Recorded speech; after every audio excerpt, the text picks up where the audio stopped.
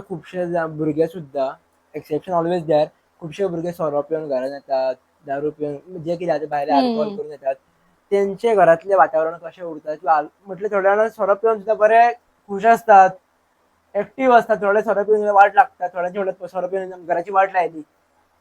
So हे खंय तरी कनेक्टेड आसा वास्तुशास्त्राक कशें कितें असा आसा? आता कसे आपले ईशान्येक आमच्या वास्तुपुरुषाची तकली असता हा मागीर थंयच्यान नैऋत्येकडे येता आमी. नैऋत्येकडे वास्तुपुरुषाचे पाय असतात. आता एक तर तुमचे ईशान्येक तरी दोष असतले नाल्यार नैऋत्येक.